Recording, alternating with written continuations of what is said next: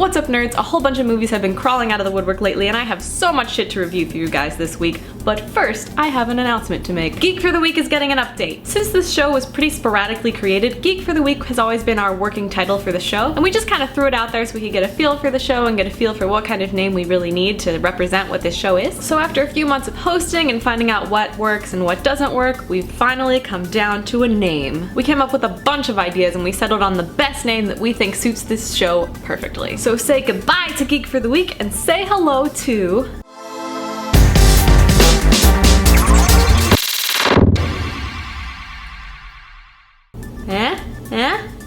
Let me know in the comments what you guys think of the new title. Personally, I can't wait till we have some t-shirts because I really want a t-shirt that says Rated N for nerd, because that's just kinda awesome. Now, on to business. X-Men Apocalypse takes place in the 80s, about 10 years after X-Men Days of Future Past. Basically, Apocalypse has come back from centuries and centuries of living under a rock, and he just wants to fuck shit up. So he gathers his 4 horsemen, Magneto, Storm, Psylocke, and Angel, who are all kind of broken and misguided characters, which is really advantageous for Apocalypse and his mission. So Mystique heads on over to Xavier's School for Gifted Youngsters, and pretty much makes an army of X-Men in training to take on Apocalypse. Now, I gotta say, I love that Mystique is the one calling the shots here. I love seeing her in charge as the big head honcho, and you know, she's the one that everyone looks up to, and she's this huge role model for all the X-Men in training at Xavier's School. But the way her character was portrayed in this movie kind of felt a little bit off to me. I mean, the fact that she's barely seen in her blue skin really aggravates me, because that's who Mystique is. She loves being in her skin. But in this movie, it's almost as if she resents that and she doesn't want to be a mutant, and it doesn't click with me because that's not Mystique. Now in the movie they do try to defend it with some stupid justification. Quite frankly, I just don't like it. And to be honest, I'm pretty sure the only reason that she's barely blue in this movie is because they wanted to show off Jennifer Lawrence. They wanted to show Jennifer Lawrence being all Jennifer Lawrence-y instead of hiding herself in the blue suit skin, because seeing someone's face who everyone recognizes is a lot more important than showing the actual character wholeheartedly.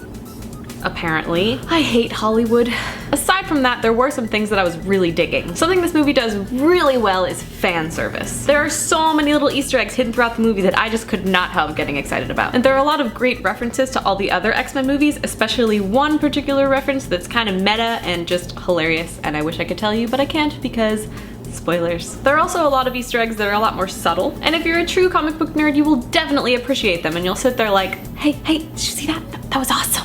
However, there are some things that weren't mentioned in the movie that I feel like should have been talked about, because I'm kind of having trouble keeping up with what is canon in this movieverse lately. Like, Quicksilver and Scarlet Witch are twins. We all know that. They're Magneto's kids. Where is Scarlet Witch? Is she ever gonna be mentioned? Does she not exist in this universe? Are they in alternate universes? How many kids does Magneto even have? I'm left with so many questions. Now, I know a lot of it has to do with the rights of the different production companies that are making these different movies, but it's just so confusing when you can't incorporate key details just because of legal reasons. It's like the same reason why Spider-Man was never in the original Avenger movies. Like, I get it, but it's so stupid. Also, on the topic of Magneto's illegitimate children, there are some other illegitimate children that I'd like to discuss. Is anyone gonna talk about Mystique and Nightcrawler? Because I mean, you know, Mystique is Nightcrawler's mother. And I'm sorry, but Cody Smith-McPhee does not look young enough to be Jennifer Lawrence's son. Just saying. Not sure how they're gonna swing that. Unless they choose to ignore it, like they're ignoring Wanda and Peter, whose name isn't even Peter, it's Pietro? How hard is it to say friggin' Pietro? I get really mad when they change things for no legitimate reason. It's his friggin' name! There are just a lot of things that I found wrong with this movie. Yes, well, there are a lot of great scenes and great lines and great Easter eggs and all that stuff. There are also a lot of things that left me feeling kind of disappointed. I'm incredibly surprised that this movie is nearly 3 hours long, and I left feeling like I needed more. They just tried to cram so much new information and so many characters and so many background stories and so many new things into one movie. And because of that, it was difficult to focus on any one particular thing for too long. I think Magneto's story was handled really well, and I was really intrigued by that. And Mystique's was also really interesting, despite the fact that I hate most of the things about her in this movie. I still felt really invested in her story and like it was told well. And Quicksilver, oh man, I love Quicksilver. He is the best part about this movie. He is so awesome. He's so funny. His character is so interesting and fun to watch. Oh, it's just so good. It's so good. If anything, go see this movie just for Quicksilver. He's awesome. I don't know, it was just delivered in a really great and hilarious way. But I unfortunately didn't really feel that way about any other character. Pretty much everyone else was just kind of meh. Not to mention, some of the characters were just damn useless. I mean, I love Psylocke. I was super excited about Psylocke, but she does nothing. Same with Angel, totally pointless. Like, they're just there to fill the gaps in the Four Horsemen categories, that's it. They just take up space. And like visually they look really cool, but their characters are just so blank. I just don't care. And then Jubilee? Why is Jubilee in this movie? The movie starts out making you think that she's gonna like join Mystique's little army of X-Men. You know, she's hanging out with the school, she's part of their friend group, she's just kind of there, and then she just kind of disappears. I don't know where she went. I don't know what she was doing there in the first place. I don't get it. One character that I did really enjoy though was Jean Grey. I was a little worried at first that I wouldn't be able to see anything else other than Sansa Stark and just constantly think about how much I hate Sansa Stark, because I fucking hate Sansa Stark. But Sophie Turner actually did a really good job of convincing me that she was Jean Grey. I didn't even think about Sansa. I was totally invested in her character. I was there. I was right there with her. It was awesome. And Jean is actually a really awesome character in this movie. I mean, her final battle scene, probably the coolest scene in the entire movie.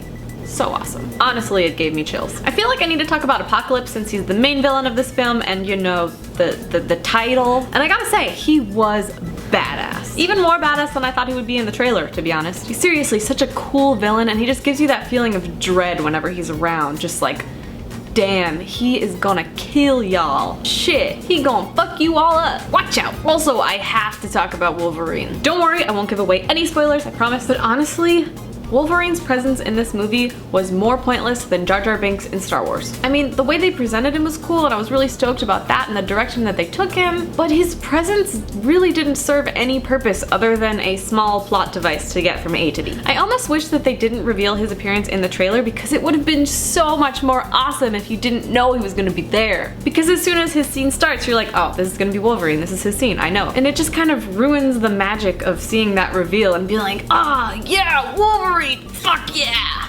That just doesn't happen. You know, it would have been awesome to see him without any warning, but no, they had to put him in the trailer to get everybody hyped up and go see the movie. Did I mention I hate Hollywood? Anyways, I don't want to totally trash this film because it did have some redeeming qualities. I just didn't leave the theater with that, like, feeling, you know? It was a fun ride, a good popcorn flick, a good Easter egg hunt, but ultimately not the best film. Although it was better than X-Men Last Stand. So they got that going for them, I guess. Anyways, did you see X-Men Apocalypse? And if so, what did you think? Let me know in the comments so we can geek out about it. And until then, shit, I need a new sign-off, don't I? Give me some sign-off ideas in the comments that'll fit our new show, Rated N for Nerd. If you come up with a good sign-off, maybe I'll use it from now on for this show. Be sure to like, comment, subscribe, and share this video with all of your friends. Head on over to aggressivecomics.com for the latest and greatest in geeky news. Check out our Patreon to support our channel. We just added a shit ton of new rewards, and I gotta say, they are really awesome. So honestly, check that out. Now, I'm honestly considering buying everything on it. Anyways, I'm Steph, and this is Rated N for Nerd.